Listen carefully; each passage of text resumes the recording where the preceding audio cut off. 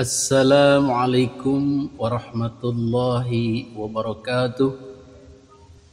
Alhamdulillahilladzi arsala rasulahu bil huda wa dinil haqq liyudhhirahu 'alad dini kullih. Wassalatu wassalamu ala sayyidina Muhammadin abdihi wa rasulih. Amma ba'du. Hadirin para netizen yang dimuliakan Allah Subhanahu wa taala. Pada kesempatan video kali ini kita akan melihat bagaimana bodohnya Ustadz Wafi. Itu bahasa kasarnya ya. Bahasa halusnya adalah miskalkulasi, salah perhitungan, salah prediksi, salah membaca situasi. Jadi Ustadz Wafi ini terlalu katak dalam tempurung atau terlalu lama dalam komunitas Habaib Alwi. Jadi dia selalu diiring-iring, diglorifikasi, dibuat gegap gempita dalam euforia dan kebesaran diri. Begitulah kira-kira. Jadi tidak pernah mau melihat keluar, tidak pernah mau melihat realitas yang sesungguhnya. Ini memang sering dialami oleh komunitas-komunitas yang ketakutan nama besarnya akan tergerus. Maka member-membernya atau anggota-anggotanya terus disemangati bahwa kita masih besar, kita hebat. Jangan hiraukan orang luar, jangan hiraukan mereka-mereka yang menggonggong. Begitulah kira-kira. Fenomena ini banyak terjadi di berbagai organisasi yang dalam tanda kutip di ujung maut. Jadi mereka akan memboost semangat membernya, anggota-anggotanya untuk tidak kena mental. Tidak turun performanya, tidak turun semangatnya dengan cara disemangati terus, didoktrin terus, tambah-tambah doktrinnya, dan tidak boleh melihat realitas di luar. Bisa-bisa ngedon. Itulah juga yang terjadi di kalangan Ba'alwi. Jadi Mukibin dan Habib-Habib sendiri tidak boleh melihat realitas di luar. Karena akan membuat mereka gentar, membuat mereka takut, membuat mereka putus asa.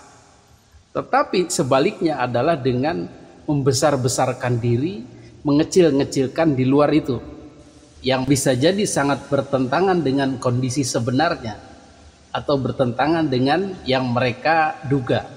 Atau yang didoktrinkan kepada mereka itu. Tenang saja, tenang. Tidak ada apa-apa, tenang saja, tenang. Padahal sudah terkepung.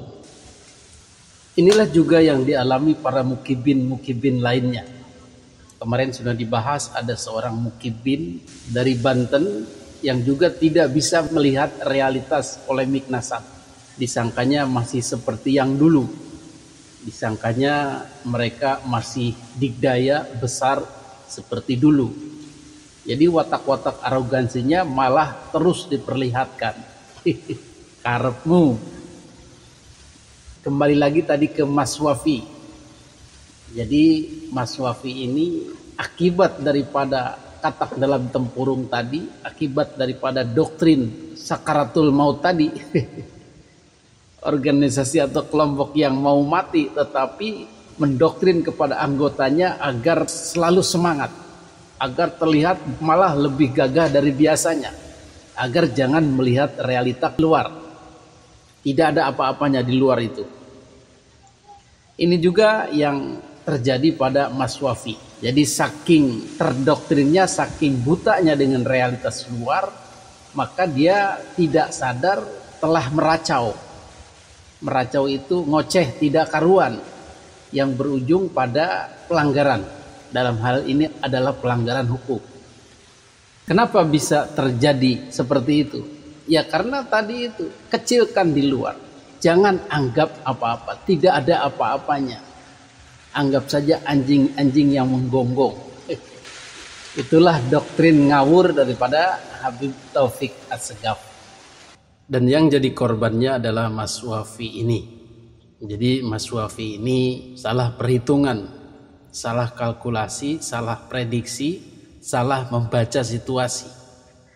Disangkanya orang-orang yang mengkritik Habaib Alwi itu masih sama kondisinya dengan dulu.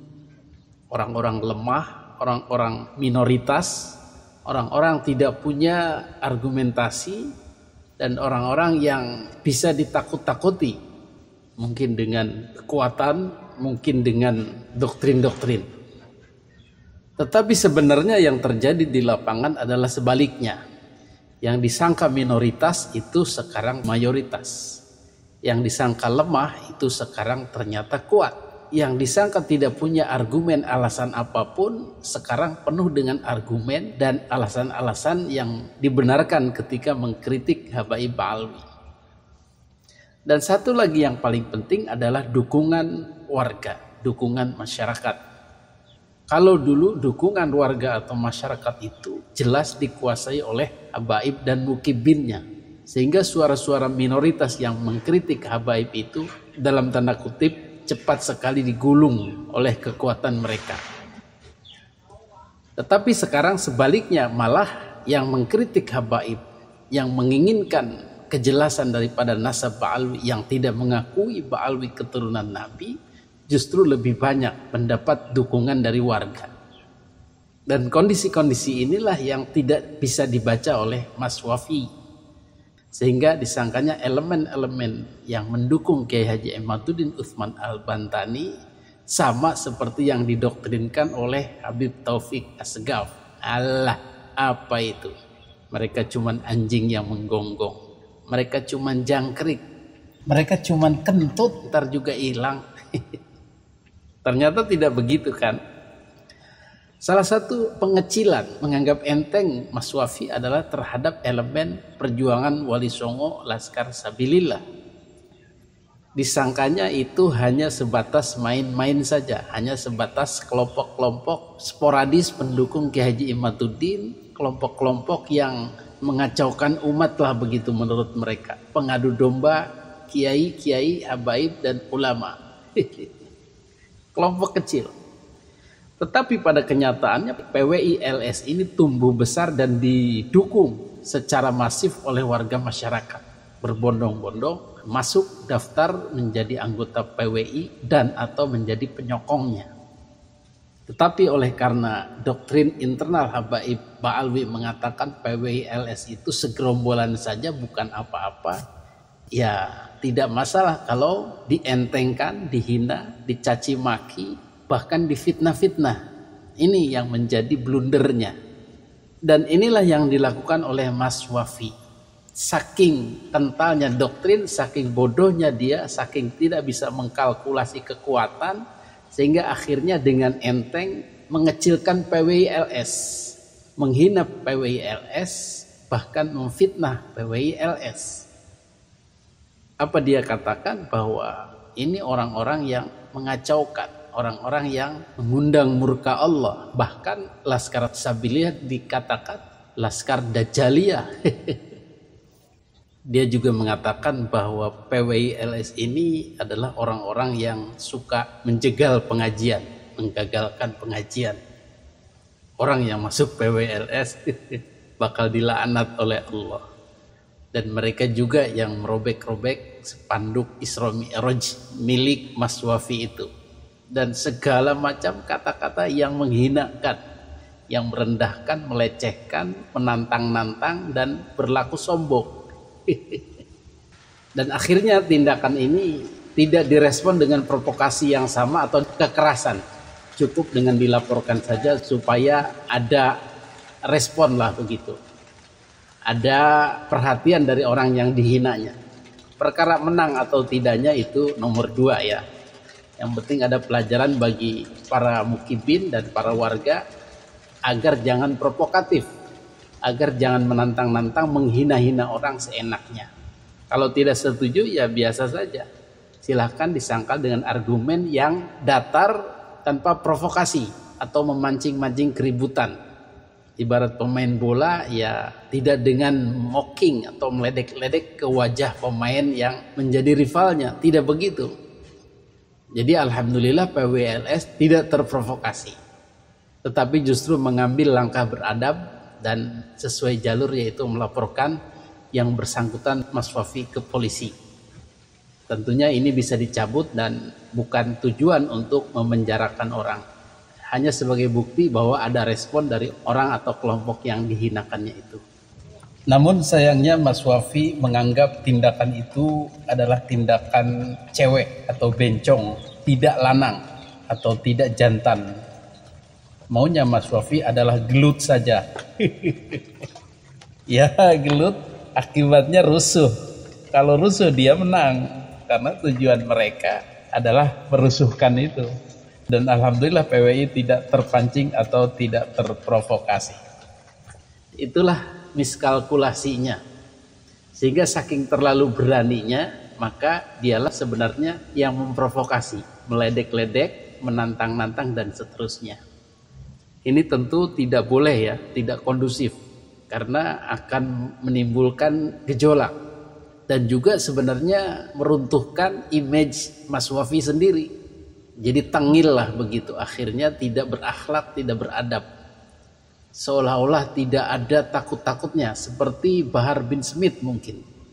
Jadi pemanggilan kepada Kiai Haji Imaduddin juga udah iman, orang-orang PWLS juga udah dihina-hina.